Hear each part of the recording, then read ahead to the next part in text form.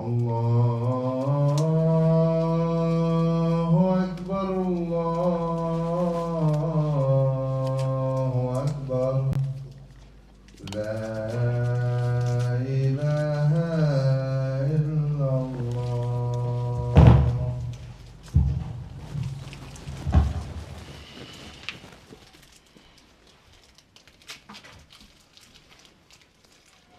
بسم الله الرحمن الرحيم. الحمد لله الذي جعل يوم الجمعة سيد الأيام ولا نعبد ولا نستعين إلا إياه وهو الذي فرض الصلاة الجمعة فأسوا إلى ذكر الله والصلاة على محمد سيد الأنام وعلى آله وأصحابه الكرام خصوصا على أفضل البشر بعد الأنبياء بتحقيق أمير المؤمنين أبي بكر الصديق وعلى الناطق بالصدق والصواب.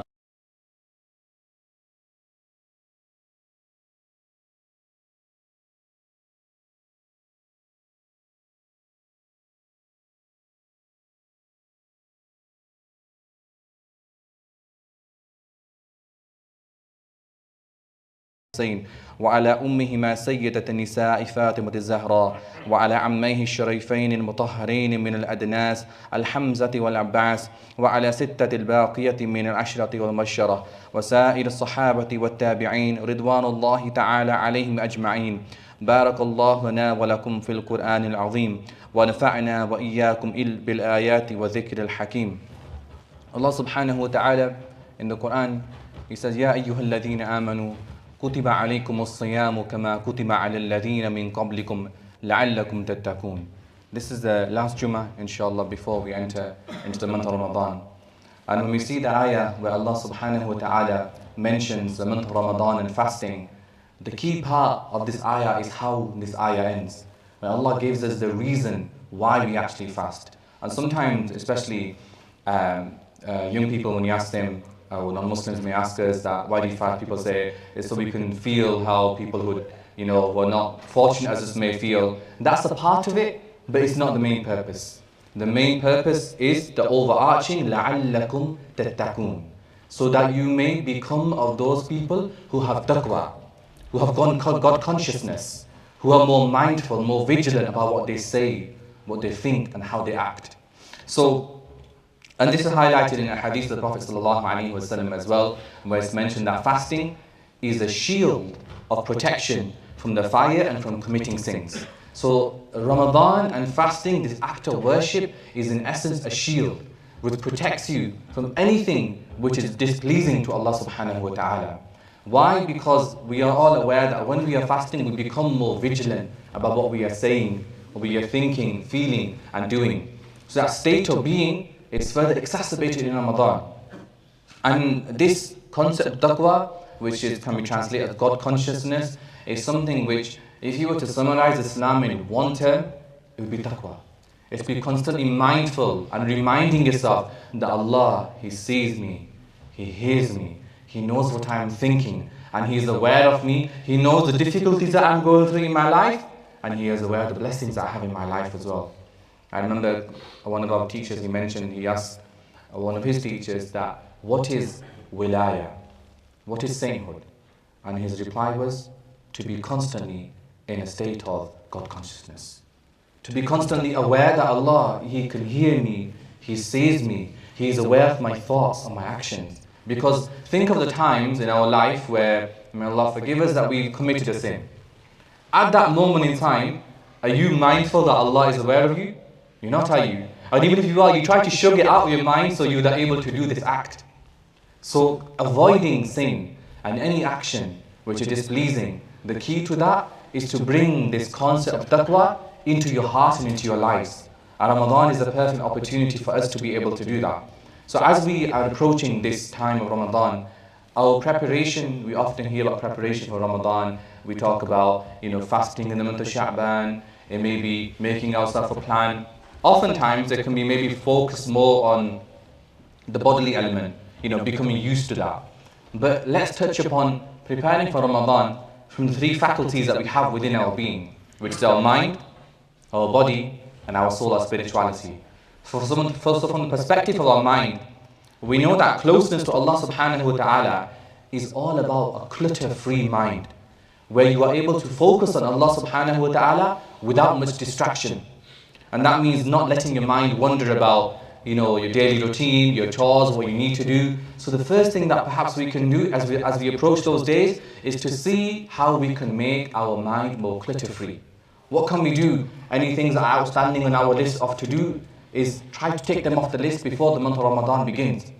So prepare your mind in the sense of making it clutter-free and accommodating this guest that we have this month of Ramadan.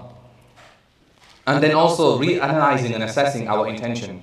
We know that the Prophet ﷺ said, إِنَّمَا الْأَعْمَالُ بِالنِّيَّاتِ, that verily actions are based upon intentions. So ask yourself, what are my intentions for fasting? What's my motivating factor? What are my reasons for doing that? And intentions are something which is very important, because think of a tree. If you have a tree, and we know that if the roots of that tree are destroyed, what effect is it going to have on the branches? So the roots are concealed, aren't they? You can't see the roots of a tree, they're concealed underneath the ground. But we know that if the roots of the tree are destroyed, the entire tree will decay, it will become decomposed, and it will not flourish. Similarly, you can think of this analogy of our actions. Our actions are visible from the outward eye. It's a manifestation of the inward.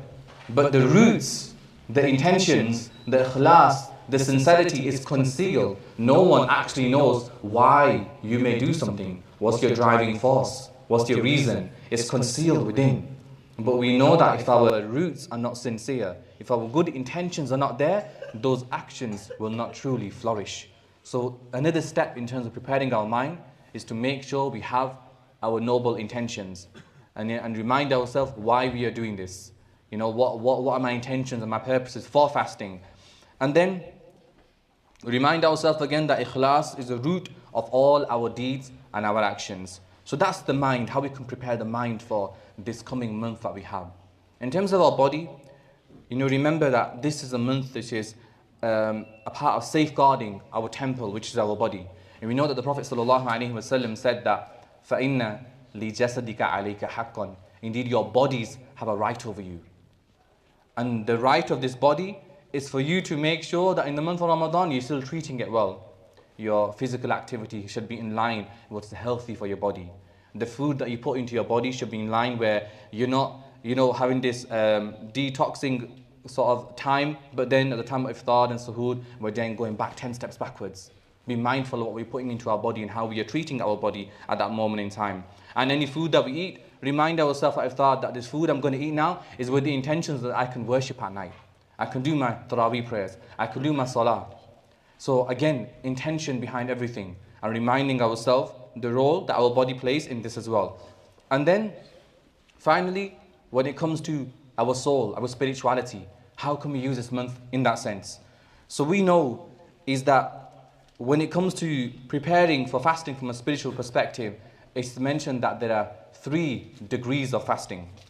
So number 1 is the fasting of the ordinary people, which we all do, which is abstaining from food and drink and sexual gratification. Everyone is able to do that, and that counts as a fast. The second degree of fasting is the fasting of the select few. And this is where you are abstaining from food and drink, and those things are prohibited. But at the same time, you are safeguarding your eyes, your tongue, your feet, hands, and all other organs from sin. This is the fasting of the select few. And the answer is there, select few, because not everyone is able to not aspire, but strive towards that. But let's make the intention for that. And we know that in Surah Yasin, Allah subhanahu wa ta'ala, He says, الْيَوْمَ نَخْتِمُ عَلَىٰ أَفْوَاهِهِمْ وَتُكَلِّمُنَا أَيْدِيهِمْ وَتَشْهَدُ أَرْجُلُهُمْ بِمَا كَانُوا يَكْسِبُونَ. That on that day, your mouths will be sealed. نَخْتِمُ عَلَىٰ أَفْوَاهِهِمْ وَتُكَلِّمُنَا أَيْدِيهِمْ وَتَشْهَدُ أَرْجُلُهُمْ بِمَا كَانُوا يَكْسِبُونَ. That on that day, your mouths will be sealed, but your hands and your limbs will testify either for or against you. So we know that this second degree of fasting of the select few, it will help you at that time, where we won't be able to speak, but rather our limbs and our hands and feet will testify, yes, this person used me in this manner, and that will act for you.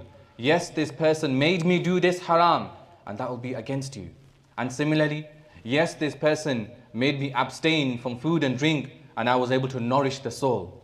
So again, provides us with an opportunity to be reflective how we use our body. And this link between mind and body is very crucial. Because think of a time when you have felt overwhelmed by emotion, been extremely stressed out. You know, when you're in that moment, if you just reflect and take your mind back to that, your senses become a bit numb, don't they?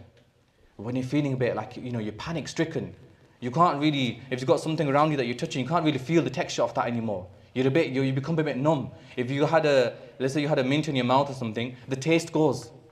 So on a bit of on a tangent, but when we sometimes have clients who may experience suicidal ideation, one of the interventions that we may do with such clients is we make them, let's say, look outside and look at a tree and focus on that tree. Because what happens is we lose in touch with our senses. So when you become back in touch with your senses, your mind, then you have back control of your mind again. So when sometimes people say that, change your positive thinking to negative thinking. It's easier said than done. But when you're overwhelmed by emotion, something needs to happen in between. And one of the things that can happen in between is for you to come back in touch with your five senses. So when you're overwhelmed by emotion, what should you do? You need to come back in touch with your five senses, and then you regain control over your mind. So how? So we may encourage people sometimes, put something in their mouth, like a mint or something, so they can taste again. Or sniff something, a nice fragrance. So the more you are in touch with your body, this is the point I'm trying to make, the more you are in touch with your body and your five senses, the more you'll be in touch with your mind.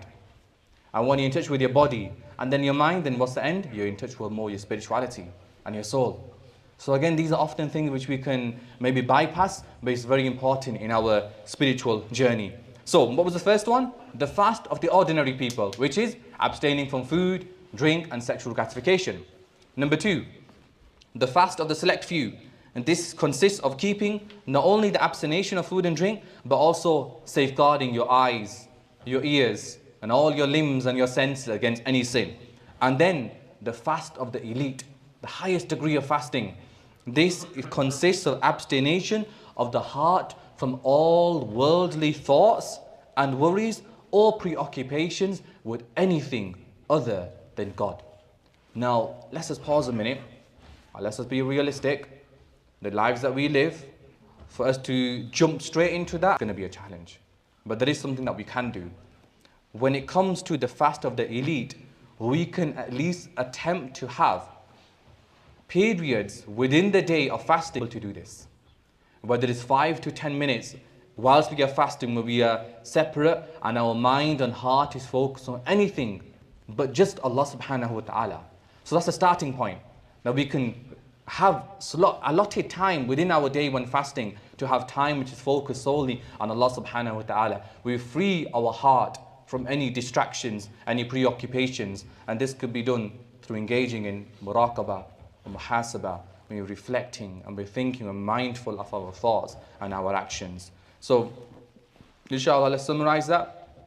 The first point was to remember that fasting has been prescribed upon you so that you may become لَعَلَّكُمْ تَتَّقُونَ, become of those who have taqwa. Fasting is like your taqwa shield. It protects you from sin. And then when it comes to preparing our mind, how to prepare our mind? Having the right intentions and trying to make our mind clutter free before we embark upon this month of Ramadan. Our body, we mentioned how our body has a right over us. And we need to safeguard our body, take care of it, nourish it well, and become connected to our five senses. Our soul, our spirituality, we talked about the 3 degrees of fasting. We should at least have the intention we want to be of the fast of the select few. And then have the intention that we want periods throughout the day where we are able to at least have the fast of the elite. Inshallah, Allah subhanahu wa ta'ala grants us all tawfiq to take full advantage of this month that we have, preparation to make good intentions, because that's the first starting point, inshallah, the good intention that we have, and then we make dua, Allah grants us tawfiq to fulfill those good intentions. Walhamdulillahi Rabbil Alameen.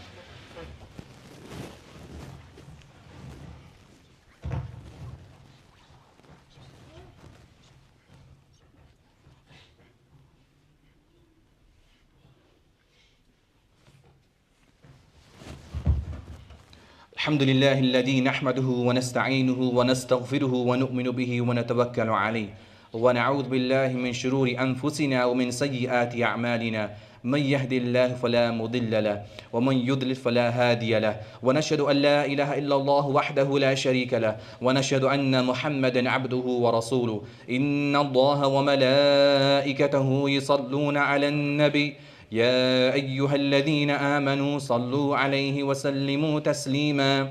اللهم صل على محمد بعدد من صلى وصام، اللهم صل على محمد وعلى آل محمد بعدد من قعد وقام، وصل على جميع الأنبياء والمرسلين وعلى كل ملائكة المقربين وعلى عباد الله الصالحين برحمتك يا أرحم الراحمين. عباد الله، إن الله يأمر بالعدل والإحسان وإيتاء ذي القربى وينهى عن الفحشاء والمنكر والبغي، يعظكم لعلكم تذكرون. ولذكر الله تعالى أعلى وأولى وأعز وأجل وأتم وأهم وأكبر. أقم الصلاة.